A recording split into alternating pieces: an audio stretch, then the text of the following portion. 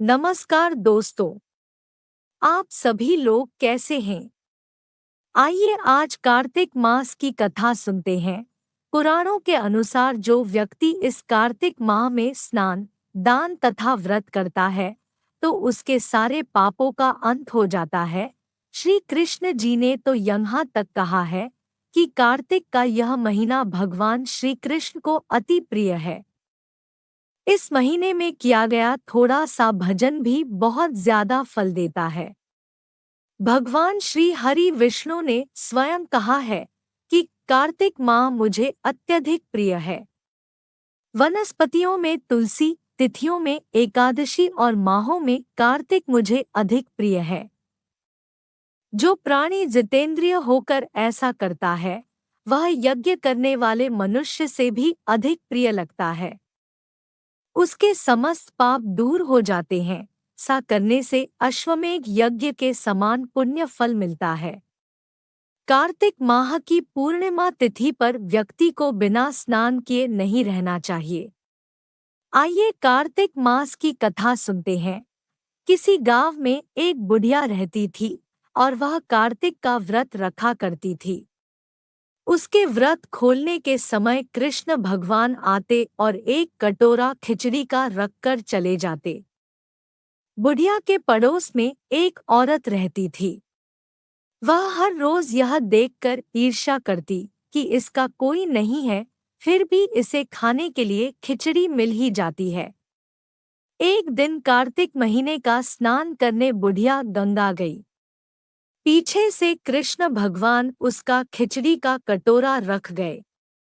पड़ोसन ने जब खिचड़ी का कटोरा रखा देखा और देखा कि बुढ़िया नहीं है, तब वह कटोरा उठाकर घर के पिछवाड़े फेंक आई। कार्तिक स्नान के बाद बुढ़िया घर आई तो उसे खिचड़ी का कटोरा नहीं मिला और वह भूखी ही रह गई। बार बार एक ही बात कहती कि कहाँ गई मेरी खिचड़ी और कहाँ गया मेरा खिचड़ी का कटोरा। दूसरी ओर पड़ोसन ने जहाँ खिचड़ी गिराई थी वहाँ एक पौधा उगा जिसमें 2 फूल खिले।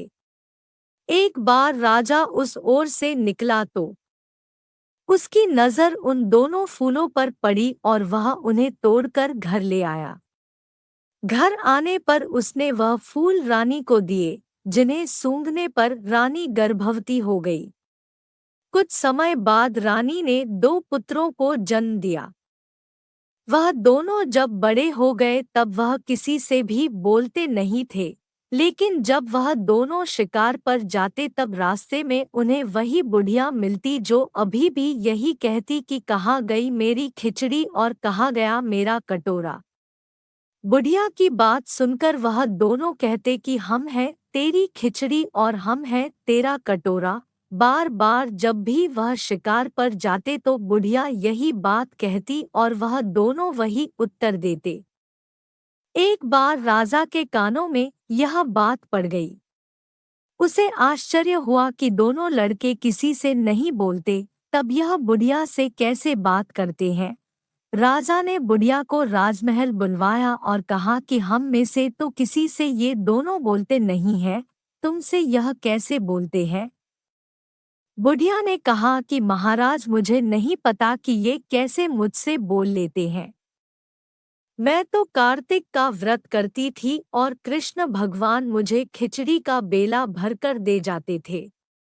एक दिन मैं स्नान करके वापस आई तो मुझे वह खिचड़ी नहीं मिली। जब मैं कहने लगी कि कहाँ गई मेरी खिचड़ी और कहाँ गया मेरा बेला, तब इन दोनों लड़कों ने कहा कि तुम्हारी पड़ोसन ने तुम्हारी खिचड़ी फेंक दी थी, तो उसके 2 फूल बन गए थे। वह फूल राजा तोड़कर ले गया और रानी ने सूंघा तो हम 2 लड़कों का जन्म हुआ। हमें भगवान ने ही तुम्हारे लिए भेजा है। आध्यात्मिक ऊर्जा एवं शारीरिक शक्ति संग्रह करने में कार्तिक मास का विशेष महत्व है।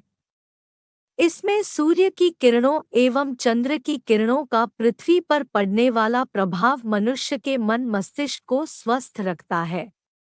इसीलिए शास्त्रों में कार्तिक स्नान और कथा श्रवण महत्व पर विशेष जोर दिया गया है।